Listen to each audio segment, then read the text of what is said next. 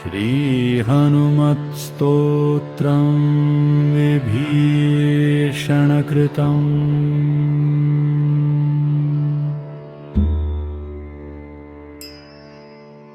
नमो हनुमते तुभ्यं नमो मारुतसूनवे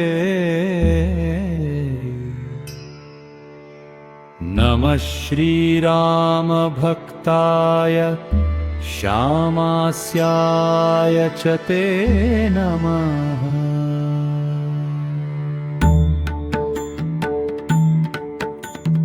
नमो वानरवीराय सुग्रीवसखकारिणे लङ्काविदाहनर्थाय हेलासागरतारिणे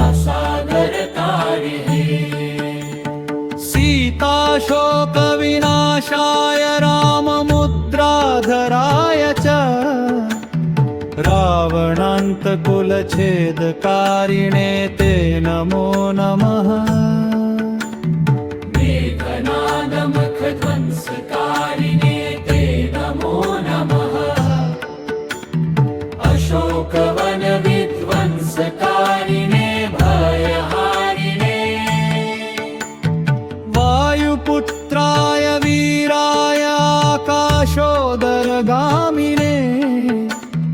वनपालशिरच्छेदलङ्का प्रासादभञ्जिने जलत्कनकवर्णाय दीर्घलाङ्गूलधारिणे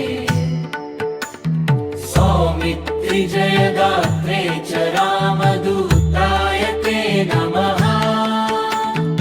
अक्षस्य वधकर्त्रे च ब्रह्मपाशनिवारिणे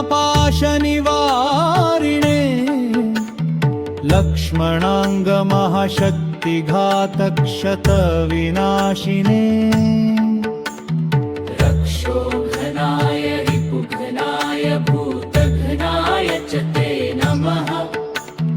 ऋक्षवानरवीरौघभ्रानत्राण नमो नमः।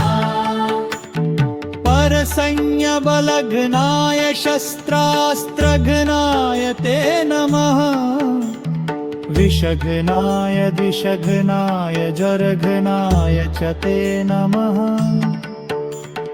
महाभयरिपुघ्नाय भक्तत्राणैककारिणे परप्रेरितमन्त्राणां यन्त्राणास्तम्भकारिणे भयपाषाणतरणकारणाय नमो नमः।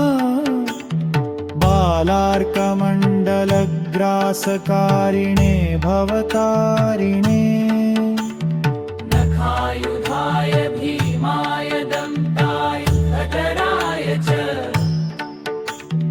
रिपुमाया विनाशाय रामाज्ञालोकरक्षिणे प्रतिग्रामस्थितायाथ रक्षोभूतवधार्थिने करालशैलशस्त्राय द्रुमशस्त्राय ते नमः। बालैकब्रह्मचर्याय रुद्रमूर्तिधराय च विहङ्गमाय सर्वाय वज्रदेहाय ते नमः।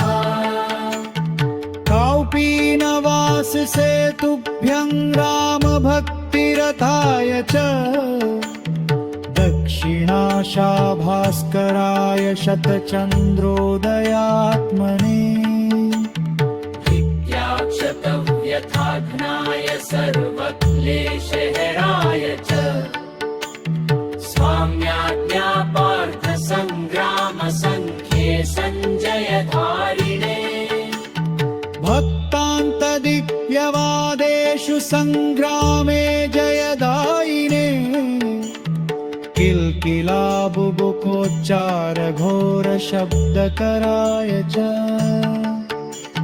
सर्वाग्निव्याधिसंस्तम्भकारिणे वनचारिणे सदा वनफलाहारसन्तृप्ताय विशेषतः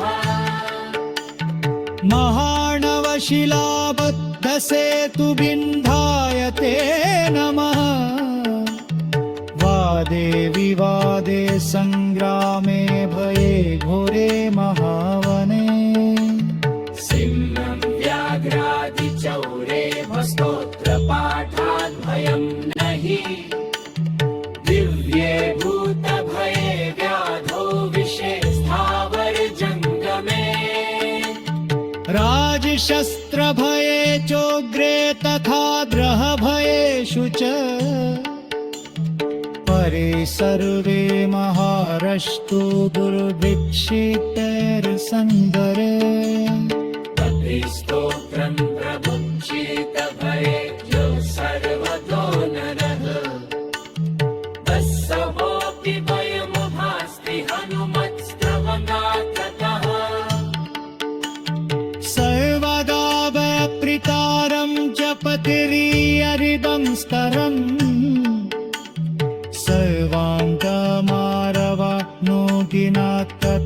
सर्वाङ्गमारवाग्नोदिनात्तपार्यारिचहना कृतं स्तोत्रं तातिश्येरसमुदीतं निर्भजिष्यन्ति भक्तवैसुख्यस्तत्करे स्थिता इति श्रीसुदर्शनसंहितायां विभीषणगरुडसंवादे विभीषणकृतं हनुमत्स्तोत्रं सम्पूर्णम्।